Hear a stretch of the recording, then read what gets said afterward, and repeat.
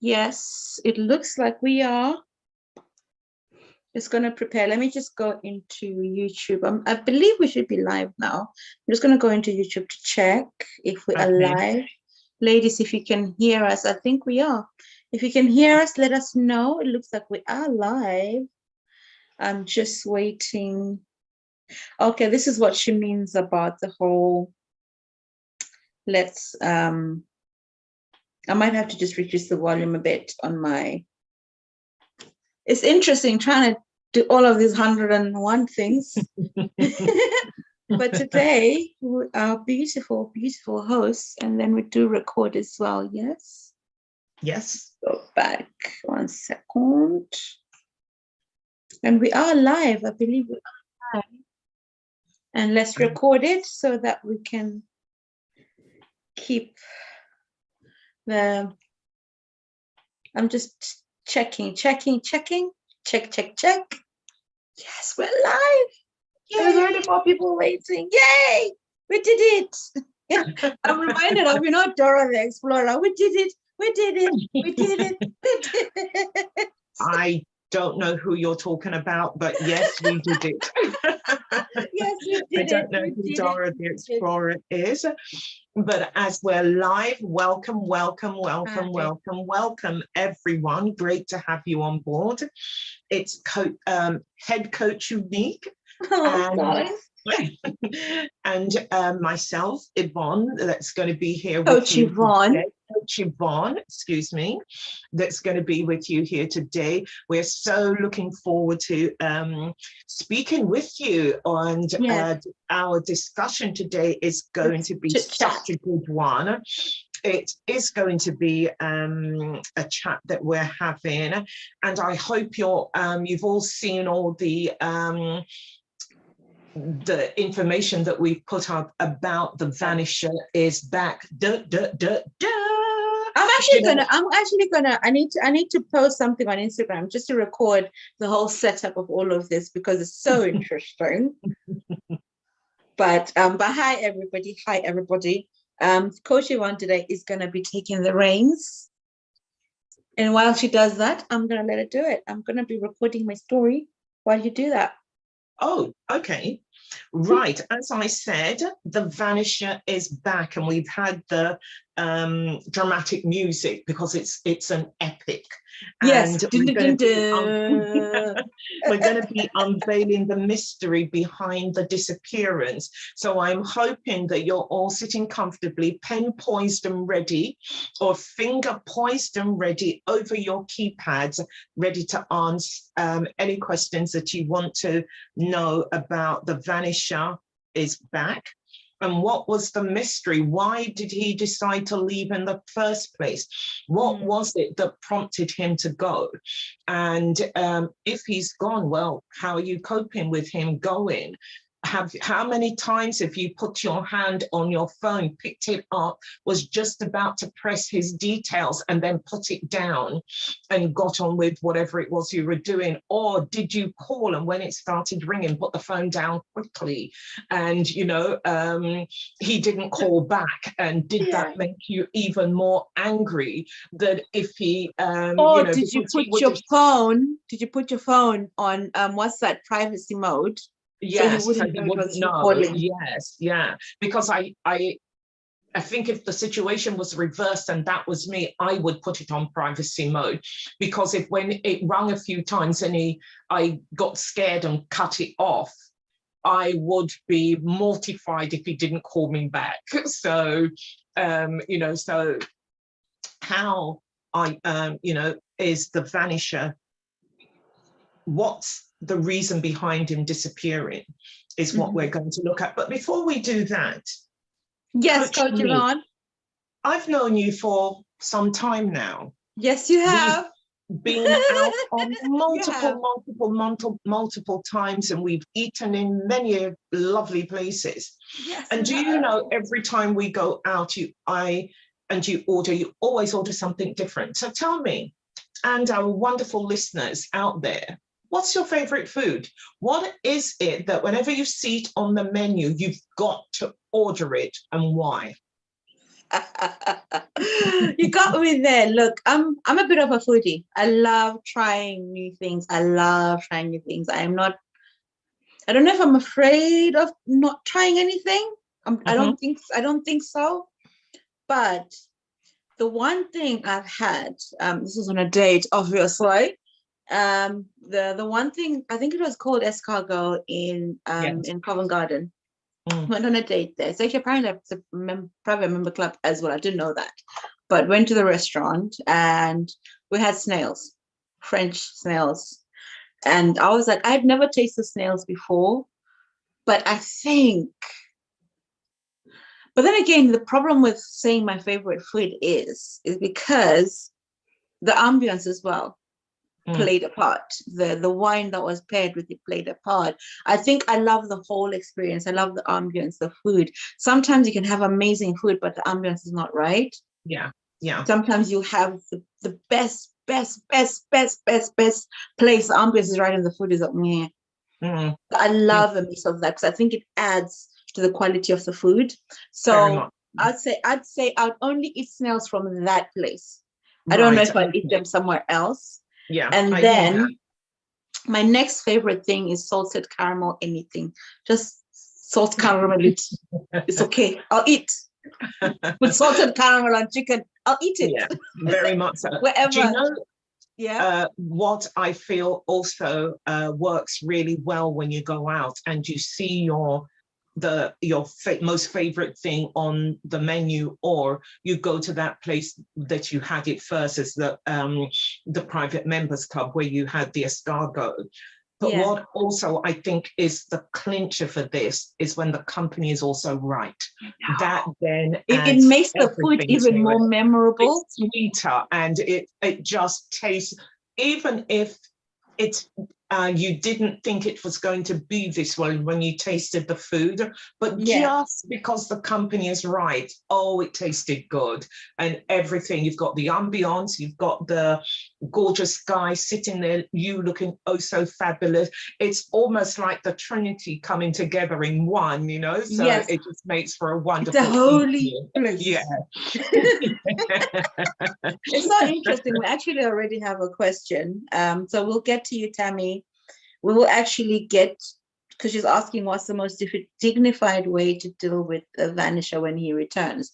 We will Right. definitely get into that, but would like to, as Coach Yvonne said, there's some more things that we would like to get into. But before I go, what's your favorite, Coach Yvonne? My favorite food is, as you know, I'm a vegetarian. I think I must be the only vegetarian that there is who doesn't like vegetable. So my food is always white, but I'm a great fan of pasta.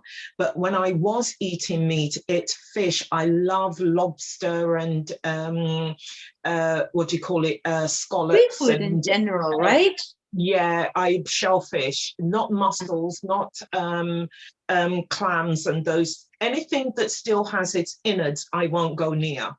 But if it's, all the innards and everything, its head has been taken off. But I love, love, love, love, or should I say, used to love, love, love, love lobster, scallops, langoustines, prawns. The bigger the prawns, the better. And now, my favorite food in all the world, ice cream, built this body. But Yes. does that count as food though, Coach Yes, Yvonne? it is in the food group I for think as me. long as it goes in your mouth, right? It's food. It's that was stated eloquently. You put it in your mouth, you've ice cream. Yes. Anywho, lest we digress. Yes, right. As I was saying, the Vanisher is back, and we're going to be unveiling the mystery. So you know what? We're going to look at some of the reasons why the Vanisher vanished, because sometimes you, as the person that's being left, you don't know the reasons why. And I think it's so unfair. Somebody, you would hear stories. I remember as a young child when you'd be watching some report on TV, And it was back in the day where they announced that people had disappeared.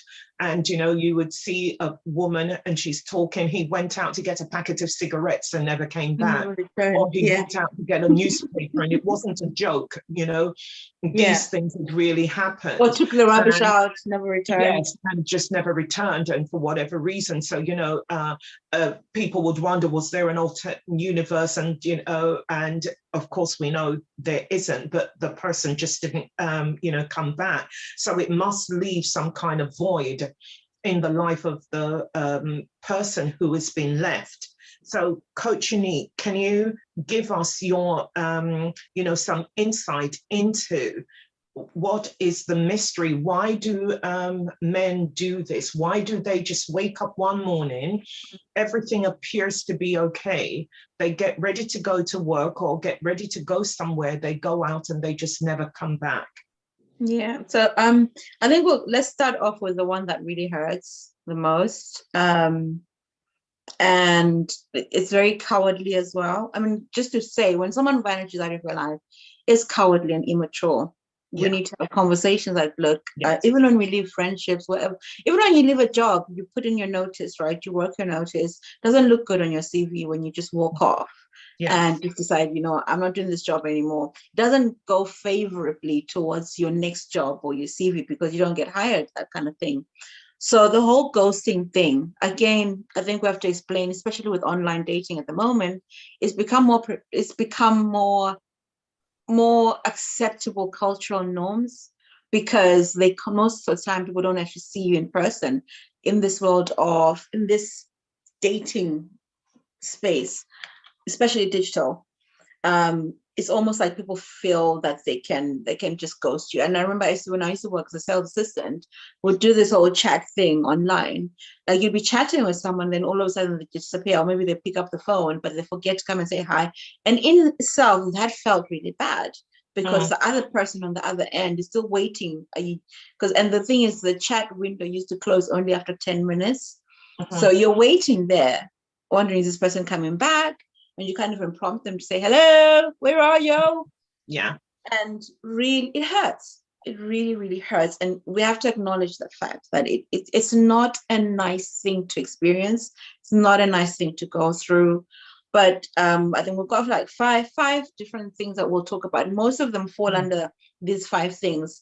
But the one thing that I think hurts the most is when he loses interest. Yes. For some reason, he's just lost interest in you. You're not exactly what he thought. Either he's built up a story around you. And when he loses interest and doesn't say, it doesn't want to continue the relationship, instead of communicating directly, he just chooses to disappear or avoid confrontation. And most relationships are over before they're over.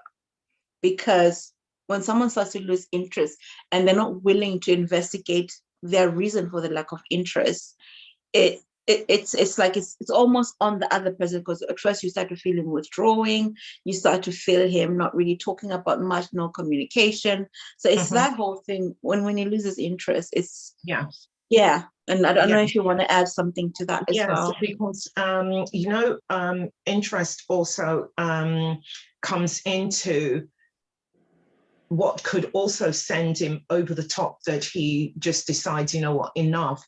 It's the responsibility that comes with dating you or dating that person. Because I love that. I love how you say it's the responsibility, but we'll get back into that. Okay. And I think sometimes what happens is you have, you know, men sometimes have this idea in their heads of how the happy ever after, what it's going to look like. And then when you actually get into the life of the happy ever after, it's never as you thought it was going to be. So our expectations of what that person's going to do, she wake up, you know, when you meet her and every time you see her, you go out, she's beautifully turned out. You know, the hair's just right. Everything about her is oh so fine. And then not, you know, it's a month in and you wake up in the morning and like everybody else, she's disheveled. she's got to comb her hair, she's got to brush her teeth, she's got to do all the things that not, everybody else has to do. And that in itself, the responsibility of having to deal with that. Don't bring into the taking out the flowers, the chocolates, making sure that you are emotionally available. And, let's not even put those in there, but, just bring it down to basic. Just the responsibility of her not being the person that you anticipated she was going to be forever. That in itself can cause you to, I don't want this anymore because I didn't sign up for that. I signed up for the pretty one. Bring her back. And, and that's another one that's why the Vanisher. Yeah. So I was actually going to pick up on when you're talking about the responsibility of the relationship. And I think most people don't realize how much responsibility goes into being in a relationship, because not necessarily that you're totally answerable to someone else. It's the consideration of someone else. You're responsible for now considering someone else. You're responsible for now considering their cares. You're responsible for now considering the things that they worry about, and not too many people in relationships take that into account, because it is a responsibility. Taking on, should I say, a woman is a responsibility for a man. It's a responsibility. He has to make sure that he can provide for her. He has to make, not just financially, he has to make sure that he can provide for her socially, like she's supported socially, she's supported mentally, she's supported physically, she's supported spiritually. He has to take into consideration that, look, I don't want to waste the time. I want to be able to make sure, and especially when he realizes that you are the kind of girl who's not into the whole, like, you don't want something short term, you want something long term. It's that whole thing where he knows he will not be able to abdicate his responsibility. So therefore it's like he has to kind of release you, as per se, because he does not want that responsibility of being with someone, because we all have our demands, right? We're kind of going back again on the whole, when someone is not interested. And like, I know we keep saying it's immature, it's irresponsible. It is being irresponsible when someone disappears, when someone vanishes. It is being irresponsible, because if they do that to you, they are definitely doing it in every other area of their life. And it's kind of really up to us also notice those amber flags, red flags, and not so green flags. I guess, do you want me to go into the next one, or? No, I just wanted to add something to what you were saying there, because there's also another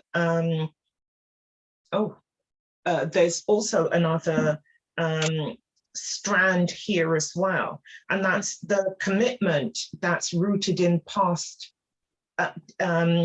failures, or in past relationships that didn't work, and you go into this one thinking that this one's going to be different because you haven't dealt with what you went through in the last one.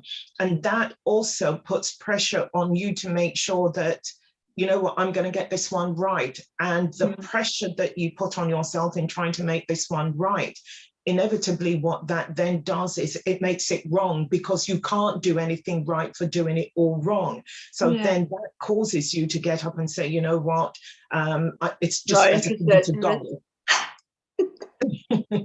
You're like, I'm just not interested in this anymore. Thank you very much. I'm going to exit left. I mean, actually, they don't even say that, do they? They just walk off and just go. They don't say. Yes, and it's, it's the way in which it's done. It's, everybody goes to work and you come back, if you're living together, even if you're married, this happens where husbands, and wives just don't come back home. And, you leave the person the morning, everybody says their goodbye, and she comes home and sits and waits for you to come back. There is no phone call, there is no nothing. Can you imagine the panic that must set in? Because your mind goes to a place that it has no business going, and you imagine all sorts, and then you wait a couple of hours, you start ringing around and nobody's seen, nobody's heard, and all of that sets in, and it's only because you didn't have the courage to say, you know what, I can't do this anymore. And just having a conversation just to say, I can't do this anymore. It's better if we, say thank you very much, but no thank you, and go our separate ways, would help to ease a lot of the heartache, and also aid in the recovery of the other person. The recovery, I think, takes longer when you just don't know, because you can't move forward. You just seem to be stuck in limbo. Yes. What was it? Where did you want? Sorry, I was just signaling to my daughter saying thank you because she closed the door. So no, actually something else that I kind of which will kind of segue us into one of the other points, which is the emotional immaturity, as it were. Do we have a word for today, by the way? We didn't. No, we didn't have a word for today. So I need something to use so that it sounds clever. Okay. Whilst you're talking, while you're thinking, yes. So I was going to say the one thing to kind of segue into the whole thing of a man not feel like the emotional immaturity. When you think of lack of interest, like how, if you really look at a child and the way they grow up and how when they lose interest in something and that is entertained very quickly. So when they lose something interested in a toy, the next thing they know, they've got a new toy. That is making someone get used to, I mean, this is an extreme case, and I know a lot of parents don't do this. And we did that as children most of the time. And it's like when a person has not been allowed to be responsible and accountable for something when they were younger, and their parent always covered up on, because all of these things have layers, they come in layers. Someone just doesn't lose interest all of a sudden. When they were so excited about you, then all of a sudden I've lost interest. It doesn't happen that way. It's because they are kind of conditioned in that way. They're conditioned to have playthings. They're conditioned to never really stick into something. That itself leads into that fear, the fear of commitment, or just not the inability to commit, and the emotional immaturity. So it's really up to you which way do you want to go. Do you want to segue into emotional immaturity or because commitment thing? I think because you've already started on the emotional immaturity, because when you talked about the child and he's got a toy or she's got a toy and they don't want to play with it anymore, so they cast it to one side. They've never taught to have responsibility to care for something. If you put it away carefully, don't break it, don't throw it about, clear up after it, make sure and you can play with it the following day.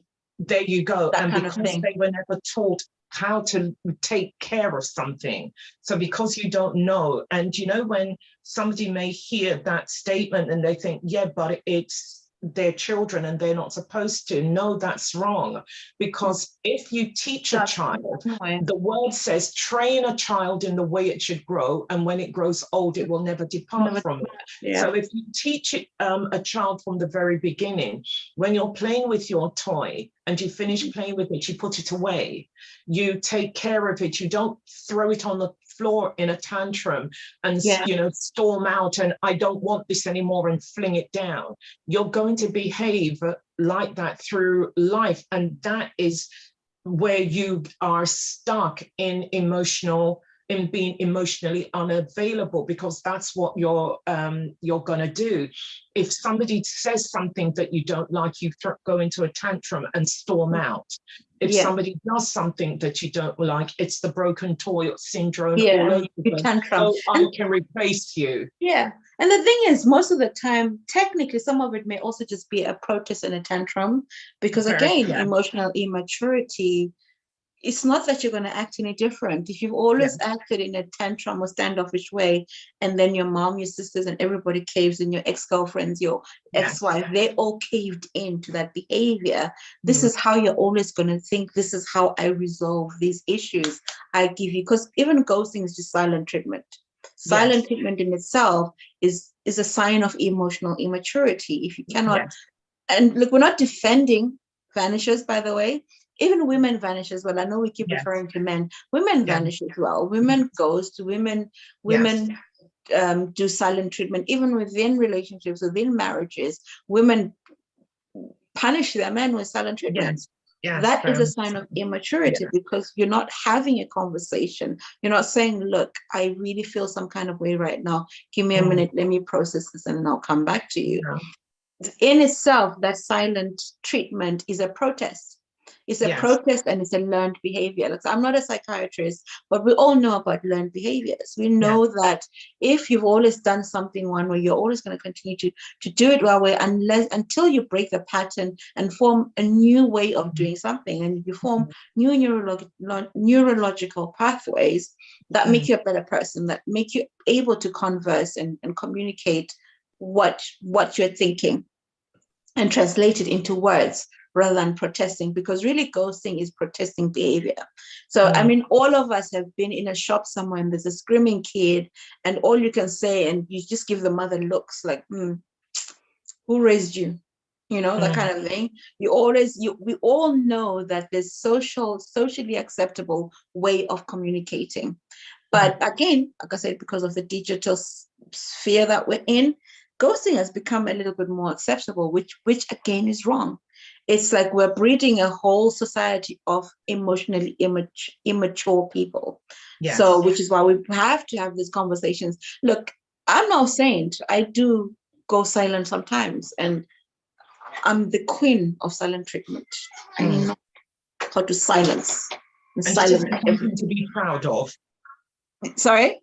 I said it, and it isn't something to be proud of. No, it's definitely not something to be proud of. And we can do silent treatment, but in our maturity, when we grow, it's one of those things where, again, say whenever we talk to our clients and the women, it's really about learning language for your emotions, because most of us grew up not having a language for emotions. So when we tantrum, it's because I can't say what is going on within me. I cannot put it out. So we do the tantruming to draw the attention to the issue.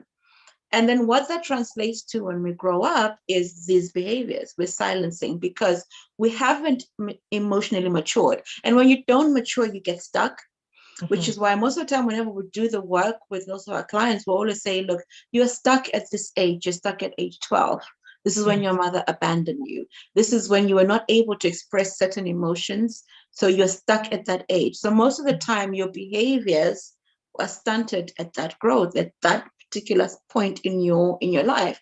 And we'll see it in our clients. Like sometimes even you may be like the world's best, most intelligent IQ, but if your emotional EQ, your emotional intelligence is not developed, you are stunted at that space.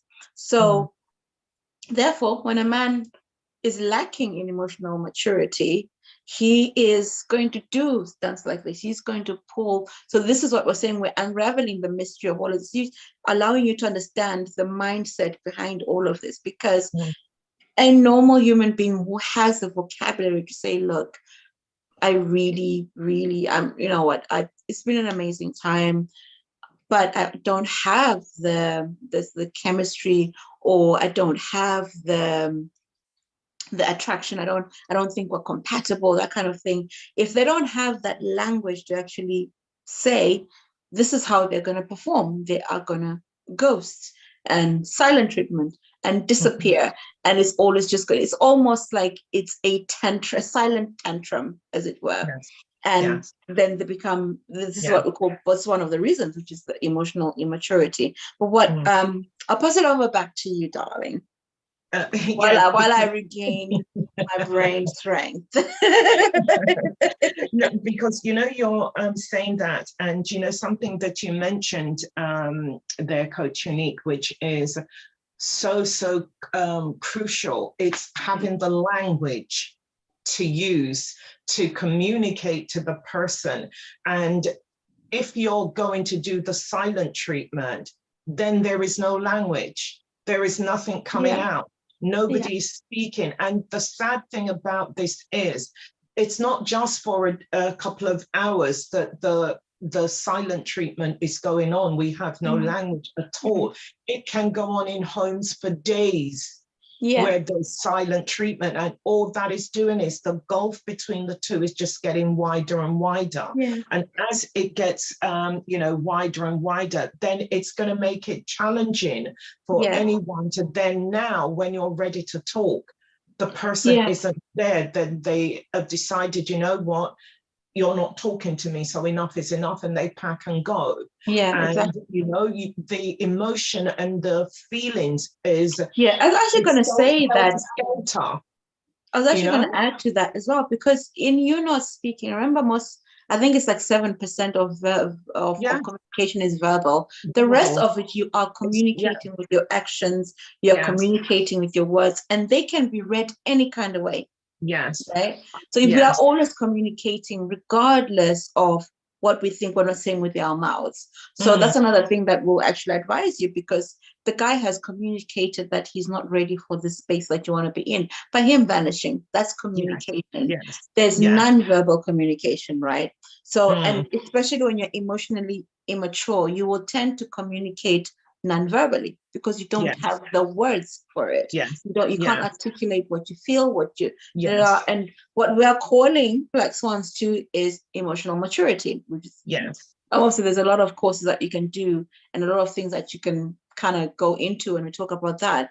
But so as I don't veer off my train of thought, there's this one quote that I once saw that said something about there's a lot more said in the unspoken.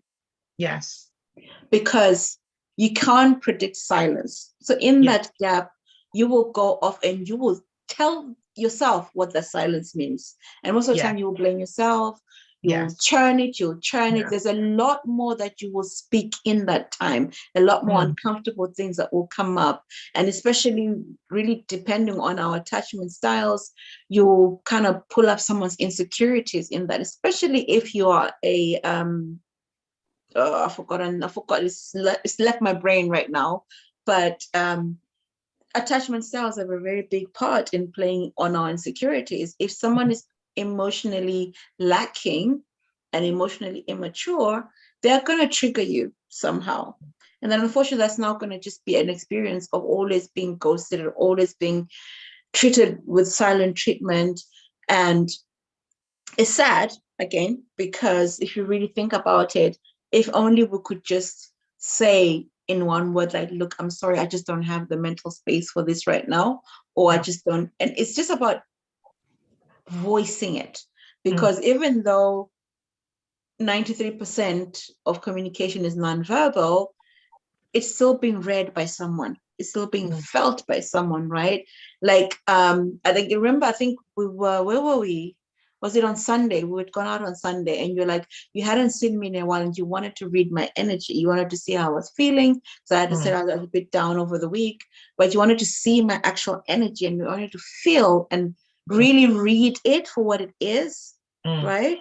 Because you've known me for so long that I might say, oh yeah, I'm okay. But what you're reading in my energy is like, no, it's not okay.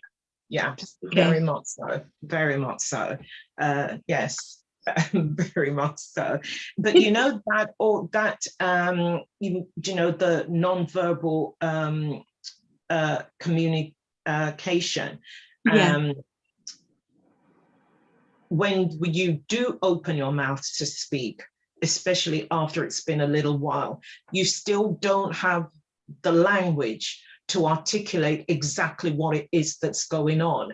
Because when you now are ready to, to communicate after being silent for so long, the person who you're communicating to has made up so many different things in their head of what your silence meant to them. So whatever it is that you're going to say, it's going to be counterproductive.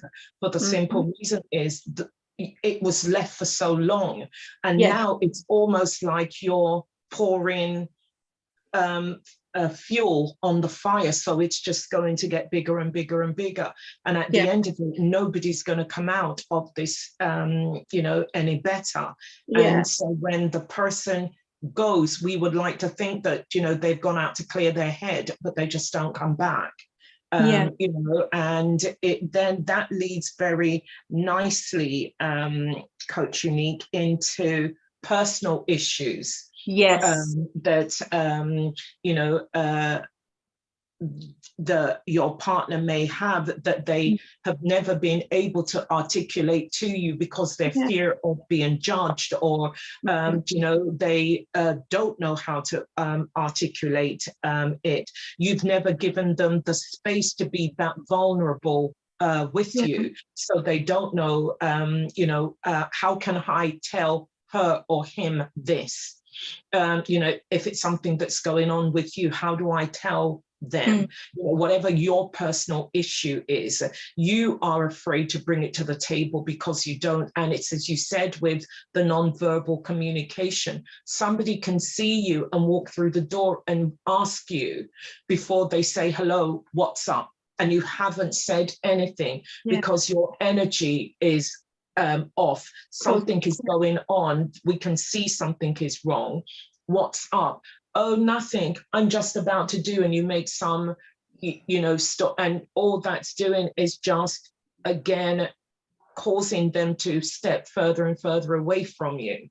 You know, one of the, some of the things that we have to look at after this is the part that we play as a person that's left behind that caused them to vanish. But what's your take on, you know, personal issues when people, you know, vanish because of it? Yeah. And I think, and again, things like that you're not obliged to tell someone about your family history, and you know, like, let's just not purge on people and just keep telling them personal information. It's very easy to say, look, I'm really experiencing some personal issues. I am gonna have to stop dating, or I'm just gonna take some time out. It was lovely meeting you. Thank you so much. I wish you all the best. But we all deal with personal issues in a very different way, right? Yes. We all deal with, I think I've told the story before of, I think there's a guy I dated some time ago, and then his grandma passed away, and we were meant to have a date, and he canceled the date. So it wasn't really about the ghosting side of it. It's just about how he handled it all, about how he communicated that, look, I will have to take some time out because he had to travel. So it's under no one's control. Like, no one can control someone's death, right?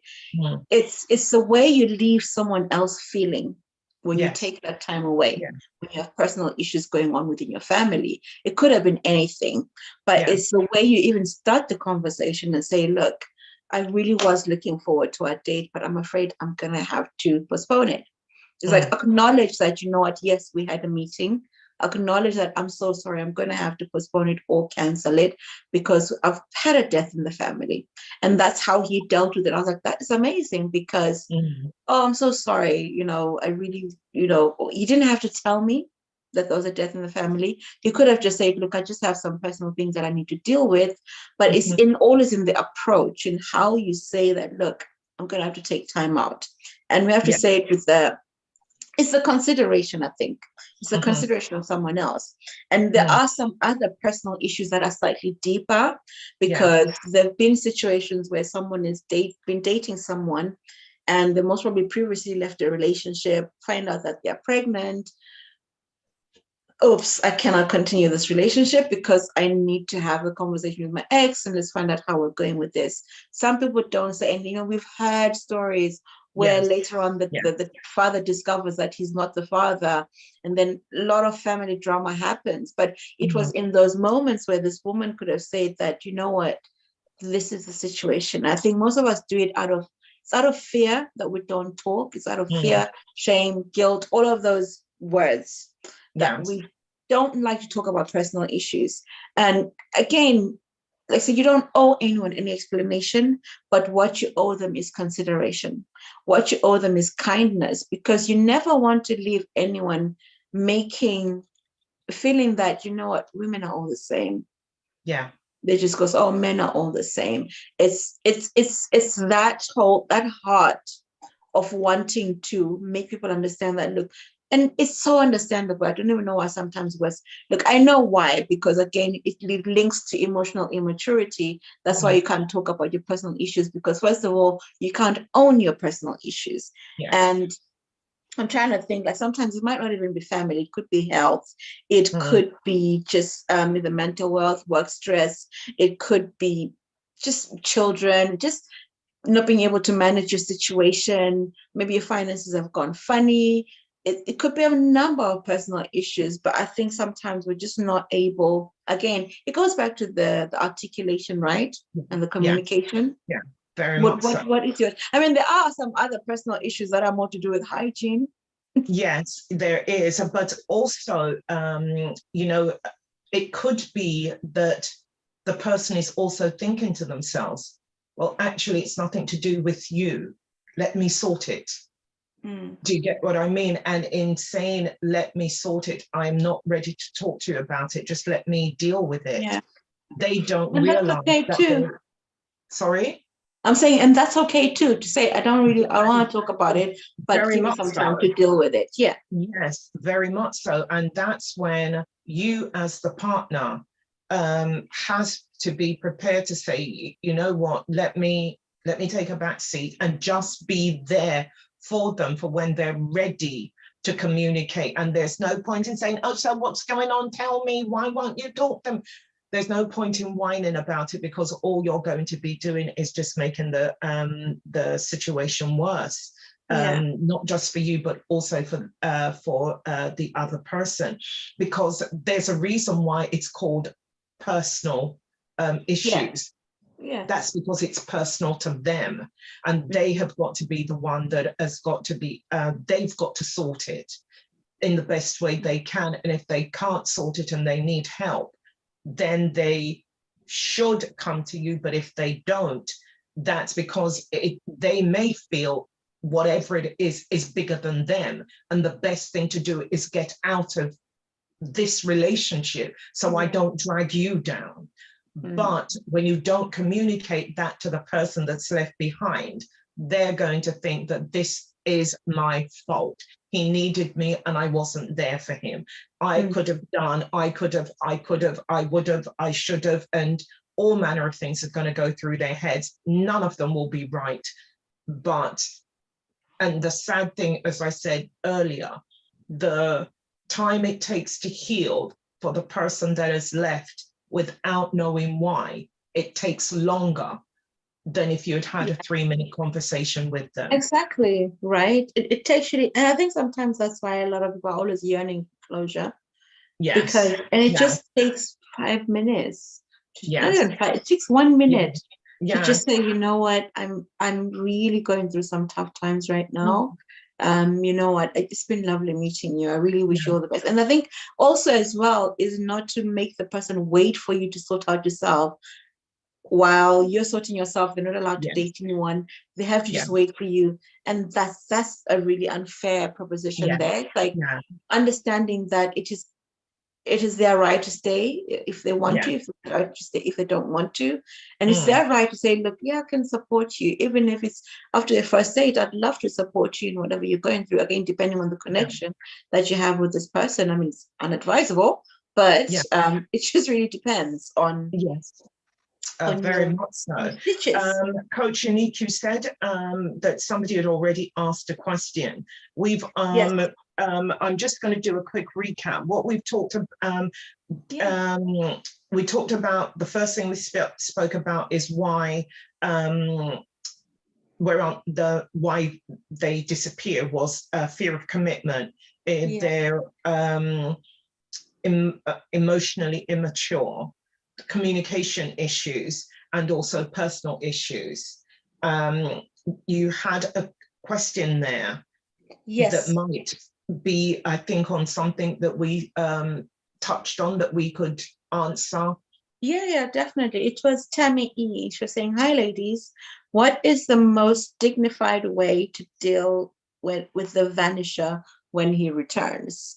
Again, it's actually very simple. Depends. No, it's not. No, it's not. It's not a. That's why the question there, because it's not simple. It's not that simple. It's not that There simple at are a all. few factors that you have to take into consideration. Yes. Do you like this person? Did you have the connection that is worth rekindling? And if you did, then this is how you would approach in that situation. Is normally he'll say, hey, and you would just say, hi, emoji, hi. And it says, oh, or you could just say, hello, stranger. And he has to then be the one who puts the foot forward, or she, should I say, if she was the one who disappeared and then reaches back out. Ideally, it's normally the man. So we'll talk from that perspective, because she's a lady and she's asking. Ideally, it's not to even force their hand and ask them, oh, so you disappeared. What happened to you? It's a hi, stranger. Oh, lovely to hear from you. Let them then pursue where they want that conversation to be. And I always say, enter this with a mind of curiosity, not stupidness, but curiosity. And caution. And caution, exactly. So be curious about, okay, yeah, he's reached out. It doesn't mean anything. He's also just going through his black book and you realize, oh yeah, I haven't talked to Z. Oh, I haven't talked to E. He's just going, it could just be that. The best way to deal with a vanisher when he returns is casually. Don't jump into anything. If he asks to see you, tell him when you're available. Have the conversation first. And normally, if someone disappears out of your life for more than 6 weeks, we say that's just as good as a new relationship. Say if you're intimate with that person, say maybe 2 years, after 2 years they come back, that is just as good as a brand new relationship, and you should treat it as such. I think in any case, when a vanisher returns, treat it as a new relationship. Treat him as, oh, hi, lovely to meet you, and be curious about where he wants to take this. I mean, obviously, it's like Coach Yvonne said, be cautious, because if a guy who ever only gave you red flags returns, 99 point something chance he's going to continue to give you red flags. Unless if he's telling that, you know what, I did some work on myself. I enrolled with the Black Swan Relationship Academy, and I did the soulmate attraction system, and I've come out a new man, and I really want to be the provider man for you. If he's coming out with language like that, it's a different man, right? It's a totally different person. But if he's still coming back with the same vibe, same energy, it's always best just treat him like a brand new relationship, and not necessarily mirror him. Watch and respond out of curiosity, and just ask relevant questions, like, because the idea is to actually see the progress, if there was any. A man really should show you, because men do good to feel good, and we feel good to do good. He needs to be in a position where he makes you feel good so that he can win you back. So I hope that answers it. Unless if you have something else to add, Coach Yvonne. I wanted to add is, other than being cute, I think it also depends on what led up to the leaving and how the leaving took place. If you were at home, you went to work, you came back from work, he disappeared, there was no conversation, there was no nothing, and he went again, and he just disappeared, and he's come back 6 weeks, 6 months, whatever time later, saying hi. I think that in itself may send you on a different trajectory, because if you haven't been doing any work on yourself, all you've been doing is just maybe hanging around for him to come back because you loved him, or whatever the situation is. A lot of the things that you've said, I agree 100% with you. But I also would add to this that there would have to be a lot of communication without any dating or anything at all involved in it, because there would have been red flags, and a lot of time our gut is speaking, and unfortunately as women we don't listen to what our gut is telling us. So whatever the red flags that you saw before, are you seeing them, are you hearing them when he's speaking? And really listen to what is being said to you.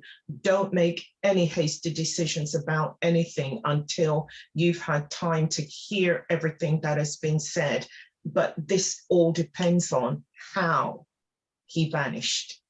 If you had a conversation before he left, it's going to be completely a different coming back together if he just walked out the door and Exactly. you heard from him, you know, a year later. Yeah, exactly. And the thing is as well, like there's so many reasons, but I hope that really answers the questions for Tammy. Because, and again, it can be a very emotionally trying time as well. Yeah, Some of us very. don't even realize that we've been ghosted or been vanished on, because sometimes the person can really, sometimes vanishing can only happen on an emotional level or a spiritual level, because sometimes physically they might still be there, but mentally they've vanished. Yeah, They've exited the relationship. Yeah, they've checked out ages ago. Yeah, very much so. And I think that I think is worse, because it's almost like living with a ghost, because I know the body is there, everything is there, but there's no, do you know, everything is just, it's robotic. You know, the actions and everything that goes on with it. So it would be better for the person if they truly left, you know, and stay in and that. Again, there's conversations that have to be had, right? If someone's not even hearing you about the fact that they're vacant, seek therapy. Definitely have a word with someone who can actually help, and counseling, that kind of thing. So I think we've got a few more minutes, Coach Yvonne, because we are keeping time today. Yes, we're going to. But you know what I wanted to say? This would be my conclusion in all of the things that we have said today. I think I speak for both of us when we say that communication is so important when you're in a relationship, both of you communicating with one another. It isn't about apportioning blame. It isn't about they did, I did, you did. No, what it is most important thing here is communicate with each other every step of the way. Take time out to be alone, to talk about what is going on, and be honest. It is difficult for both men and women to be vulnerable with each other. And it's something that we need to do in order to survive in the relationship that we're in. Am I saying if you do all of that, then somebody won't vanish on you? No, I'm not saying that at all, because you don't know a reason why somebody does something, and you will only find out when the person decides that they want to speak. So communicate, be patient, and listen and watch what is going on. When I'm saying watch, don't mean stalk, but watch your partner, listen to what is being said, because you know what? The clues are there. You can see them, you can hear them, hear what is being said, really hear, because you know what? We speak a lot of times, but we don't hear what is genuinely being said to us. Yeah, exactly. And I was actually going to add, you know, we did leave out two more that we didn't really go into. But again, there are really, I think, very valid points. And I think a lot of us experience this when someone is afraid of commitment, and the other one is cultural and social norms. Culture, I think, really plays a big part in all of this sometimes, because we have had instances where it's got to a point where it's time to meet the relatives. They've met the relatives and they've had something to say, and he just doesn't have the heart to tell you that my mom. Yes. And again, it's just conversation. But I think with all of the points that we would have listed, doesn't matter where they come from, it would have been all to do with communication and reflecting on also why you triggered that run part of someone where they're not safe around you. I'm not saying that you have to blame yourself, but it's good to assess that were you not a safe space for someone to actually then talk and say, you know what, this is happening, or they just don't have the vocabularies, because there's two sides sometimes to the story. It's not always one side. And yes, we can go on and start calling them narcissists and start calling them, oh, men are like this and da-da-da, but they are reacting to a certain set of situations that have been presented to them. Fair enough, it's done all the time, but normally, even within the practice, we always say, If you notice a pattern happening to you more than 3 times with 3 different guys, it's time to take a chill pill and check yourself and check how you are attracting these men, because we will always attract who we are, right? We will always attract what we believe we deserve. So if you are being ghosted continuously, is to check yourself and say, where are you not available for yourself? Where are you not being responsible for your emotions? Where are you not being able to commit? Where are you not being able to address your personal issues as well of commitment? And it's normally being unavailable. It's normally feeling unworthy. It's normally things like that. But those are things that we have to address as well. Because when you can't see yourself, I think Chengi, oh, by the way, so apologies. Chengi was meant to be here. We didn't mention that in the beginning, but she had to be pulled away for something that she had to do tonight. So apologies. She does send her apologies. She misses you very, and I'm sure she's watching. She'll be watching very soon.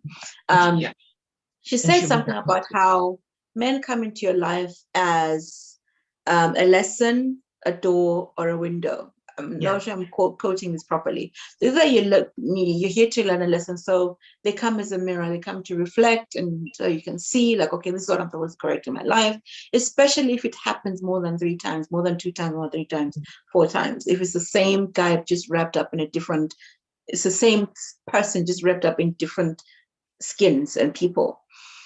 They're just coming to show you something. Or it's just a window to show you the opportunities that are available to you. And there's normally short loves, short flings, short romances, little connections, but they can't actually stay for the long haul. And then there's a door, someone who comes to show you the complete possibilities. And a door, when it's open, is inviting, right? You know, whenever they have these policies in a company and they say open door policy, it's inviting. It's safe. You can come in, you can talk. And it's more welcoming to let someone walk in through the door than come in through the window, right? Because you might be sneaking them in if it's through the window. So when we look at relationships that way, like the people that come into our lives, is especially when you're on a personal growth journey, you will always realize that there's something that's coming to improve you. There's something that's coming to take you to another level. And we have to be open to that. It's not just always doors are going to be open. Sometimes the windows of heaven open. Sometimes it's the door. Sometimes it's the gate. Sometimes it's just an angel whispering something in your ear. Sometimes it's a combination of all of those things. So I think she actually came back to us. I was just reading a comment, which is really sad to actually read. Tammy actually says, he left for another woman, but I didn't find out till months later. He's trying to talk to me, but I can't face it. And that's okay for you to not want to face it. So my advice in this instant would be, tell him that I'm not able to face it right now. I'm just not in a space to receive what you have to say. But, thank you so much for reaching out. And that is the most dignified way you can answer that honors you and also respects, that allows him to see that, no, you know what, I can't do this right now. And then when you are open to hearing it, that's okay. You can kind of go back to that space, because things like that will need you to heal. Things like that, we need to give yourself, sometimes not even time. Sometimes it's really about allowing yourself to grieve the stories that you told yourself about that relationship, because you obviously shattered the trust. If you're going to take him back, you're going to have to rebuild on trust. You're going to have to rebuild. And you can take a man who's left, by the way. Not saying that you don't have to. It really depends on your connection, what you were building. Is it worth it? Because this dating streets out here be tough. So you can have conversations with someone, and there's mediation available. There's all sorts of resources, right, that are available for all those kind of conversations. Very much so. But the one thing that Tammy, I think you said, should do is to take time, Tammy, because you know what, there is no rush. For you to do anything. Take your time. When you're ready, heal, do the things that you want to do, so that when you do decide that you want to speak to him again, your energy when you do so should be so completely different. It shouldn't be, you shouldn't meet him broken. You shouldn't meet him despondent. You shouldn't meet him crestfallen. You shouldn't meet him, in any way that's going to be detrimental to you, but you must meet him as a high value woman. And when he sees what he's left, it must be, he must look at you and say, how could I have been so stupid? Why did I do this? Because you have so worked on yourself and done all that you needed to do to be the woman you are now. So let it be that you're going to do this on your terms and not because he's come knocking and, you run. Take the time that you need to heal and do what you need to do first before you do anything else. And this is the, something that I don't know, Tammy, if you've done it already, but if you haven't, what I highly recommend you do is to get the breakup course in the Black Swan shop. Purchase that and do that. That would be so beneficial to you, because it's really going to help you to look at the things that went wrong, not just with him, but also the things that you may have contributed in the, the breakup of the relationship when he left. And it would also give you a perspective on basically owning what you did, not to beat yourself up about it, but just to take control back of, what, I did this, and this. Own it. And you know what, if you didn't like what it was that you did, then there's also, those neurological pathways where we can now begin to carve out, where you can turn the situation around and say to yourself, okay, I did it here, I don't want to do it again. So, all is not lost. Work on you, take the time that you need before you decide what you want to do. And should you decide, you know what, you've hurt me too much, I don't want to see you, then that too is okay. Yeah. And you get on and live your very, very, very best life. But says, I really do need to. Thank you so much. God bless you. Well, God bless you too, my dear. Yes. And Haufe says, I wish I had this advice earlier. I know, but sometimes, now you have it for next time. Yes. Because next time that ain't going to happen, because you're going to see the red flags. And that's why we're saying that sometimes people who come into your lives are lessons, because you've learned that, okay, you know what, if someone presents in this way, I need to watch out for that. So, I mean, God never wastes anything, right? There's always time, season, and reason for everything. And we are always born for such a time as this particular time. Everything we have learned was for such a time as this life. Every mistakes we've made between all of us as coaches was done for such a time as this. So there's never anything that's ever wasted in God. And that is, I think that's what we always believe. And the reason that we do these videos is that you can actually know and understand that you can grow yourself. You can literally get to the next level and keep growing and keep growing. And we're giving you the tools. And it's not because, we want to show up on a YouTube video on a Tuesday every single time so that you can look at our pretty faces, which is good too. But it's really because I don't know why all of a sudden this month I just have this passion for healing. Like even on my Instagram post about I just have a passion for us as women healing ourselves, because when we are healed women, we start to attract healed men. We start to attract healed relationships, healed and healthy relationships. We really start to see a different side of this relationship world, which a lot of people actually do experience, because they would have done their healing a lot sooner. And it's never too late. I remember once telling a client, this lady back home, used to be my mom's teacher back in the day.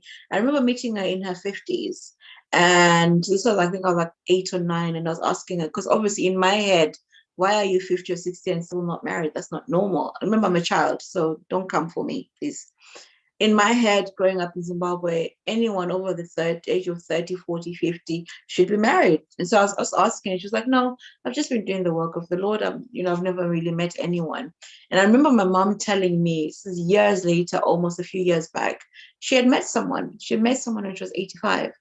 And it was the love, like the best love ever, the sweetest story ever. And when you really look at them and you look at her now, she's happy. She's now in her 90s. But they've had, and it's like, when God says, I will restore what the cankerworm stole, I will restore all of that to you. She's saying this is the best time for her to have met this man, because this is the best time she can actually appreciate this particular relationship. And I think sometimes we rush ourselves and compare and say, I should know better. And I do that. We all do that, right? I should know better. All of this. It's really now appreciating that I am learning all of this for such a time as this. Yeah. And there's going to be a continuous such a time as this. That's why I would say, I'm not learning this for time and such a time as there, or such a time as then. It's such a time as this particular time. This is what I'm learning all of this for. And all of these lessons are for this particular time, because you can then go and tell another young lady that, look, this is what things look like. And I'm going on and on, but do you know, just before you go, I just wanted to, sorry, darling, sorry. Yes, I just wanted to buttress something that you said there, where you talk about this particular time. I think sometimes when we relationships break down, or that, the person goes, or, all the things that happen in relationships, we really do need to stop and really look, and sometimes thank them for going. It sounds really strange, but I mean this most sincerely, because you know what? Sometimes this is God's way of saying you need to heal. Stop. Let's work on you. When we have done the work on you, when you're ready, then he says go again, because what he then does is he sets you on the right path and then say go, and then you can go and do what you were supposed to do. It's like taking you back to factory settings, right? It's like at some point, whatever we do, we need to reset. Because we'll go off different paths, and then God will be like, no, come this way. And he's always looking out for us anyway. It's like, he's always like, come back over to this path, and gently, and he says, whatever, all of this works all for the good of those who love the Lord and trust him, right? It's all of it. It's not just the good. It's not just it's all of it. We have to understand there's always a bigger picture in this process. And like you're saying, it's like in that particular moment, it's okay. That person was not meant to be in your life. It's hard to let go. I'm just saying, let go. It is hard to let go. There are parts of you that will always remember the moments. That part of you walk past somewhere, you're like, oh yeah, we had a good time there. And it will tug back at your heart. But the truth of it is, it's all working together for your good. And whatever your good is, that is what I guess you have to define, right? And we work from there. Yes, because you know what? Where I was going is, I wanted to say that God knows that we're broken, and God knows what he's going to use to help us to fix that brokenness in us. And what he's going to use it for as well. And who he's going to use to do it. And the only way God knows that he can do it is to take this person away. So this person has to come out in order for the right people to come in to help you fix what is broken on the inside, to get everything cleaned up. And then God says, right, now you're ready. The real person can come for you. So it's a great thing when, you don't do it, the person walks out on Monday, you look on Tuesday and say, oh, thank God, unless there was something dreadfully wrong in the relationship. But 9 times out of 10, we've got to go through the grieving process and everything. And when the time is right, see it for the opportunity that it is to work on yourself, to join the Black Swan, the groups, the relationship groups, or do the soulmate attraction course, do the breakup clinic, look at the feminine mastering masterclasses, buy the affirmations, learn how to speak to men so that they will listen, and not just because you say something and it turns into an argument. There are so many different things in the Black Swan Academy that can be used to get you to start reshaping those neurological pathways so that you can go. And the last thing that I want to say is, no woman, when she hasn't worked on herself, she doesn't see herself as being desperate. She doesn't see herself as not in the right frame of mind to be in a relationship. Sometimes we sabotage our own relationships just by the fact that we don't realize that we're not good to be around. But God sees it. And when God sees it, God will say, you know what? Because I love you, let me stop you. And the only way I can stop you is for this person to come out of your life. Or the only way I can start you is to bring this person into your life and save you. Oh my God, Coach Yvonne, you really just touched on something that I think sometimes as women we don't like to face, that you are the problem. And God is actually taking this people away so that you can heal and realize that you need healing. And we don't like to be told you're the problem. We don't like it. But sometimes it's the truth. And that's why we always say, if you see a pattern emerging 3-4 times and man is ghosting you and leaving you, you have to sit back and take stock and take account and be accountable and responsible for your own personal growth. And the thing is, no one else will be. No one else will be responsible for your own growth. You have to take it, except for your physical growth, and make sure that you're fed, and that's what your parents did. But when we are grown now, you are responsible for your emotional growth. You are responsible for your mental growth. You are responsible for your physical growth. You are responsible for your emotional growth, if I had mentioned that already. But you are responsible for your spiritual growth as well. It's like you need to take that position where you say, you know what, okay, this is happening to me so many times, I really need to sit back. And with that said, we'd also forgotten, we're doing the 7-day trial from the 1st of May to the 7th of May. If you want to join the SWAN Nation groups, I'll say definitely get on board. I've just finished my one for today because class started today. Coach Yvonne is going to be on tomorrow, and Mama Swan is going to be on Thursday. So I'll say definitely jump on board just go on the website. It will pop up and just join SWAN Nation. And if you want to just try it out for 7 days and see if you like it or not.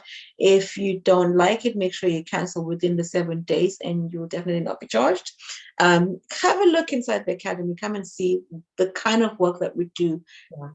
Hands-on, because these are the kind of conversations we have. And like when we're doing this right now, it has to be a broad, because we don't know your personal stories. We don't know. I can't ask Tammy like what was the situation behind the him leaving you for another woman, or what was the situation, what was the actual relationship like? Because sometimes you will discover that you didn't even want to be in that relationship in the first place. You will discover that there were some red flags that you saw before, and it's within a community of women who are healing all at the same time. Sometimes you have no choice but to heal, because those are you start to ask yourself those same questions as well. So this is your open invite to come to our 7-day trial. We've just started class. We are doing term times now. This, I guess, would be called our summer term, because we're May, June, July. So for the next 3 months, there will be calls on Tuesday, Wednesday, and Thursday. Every other Thursday, actually. So this, if you miss out on this Thursday, the next one will be the next Thursday. Every Tuesday, every Wednesday, all the coaches will be taking on. You'll be able to ask your questions, and you'll be given time to actually, get the professional help that you need. Over to you, Coach Yvonne. And that is it. So ladies, thank you very much for joining us. And it's been a good one as usual. Thank you for your questions. And if there are any more questions that you may want to ask, do post them. And either myself, Coach Unique, Coach Edwina, Coach Nadine, one of us, all of us will get back to you, because it takes a village. And we are so glad to be here. So and we're glad to be your village. Yes, very much so. So thank you very much. Have a wonderful rest of week. I'm hoping that I will see some of you on in SWAN Nation tomorrow. Have a great day or night wherever you are. Thank you for joining us. See you soon. Take care. Bye. Yay. That has been amazing. So I'm just going to stop the stream. Oh, forgot I have to do it from here.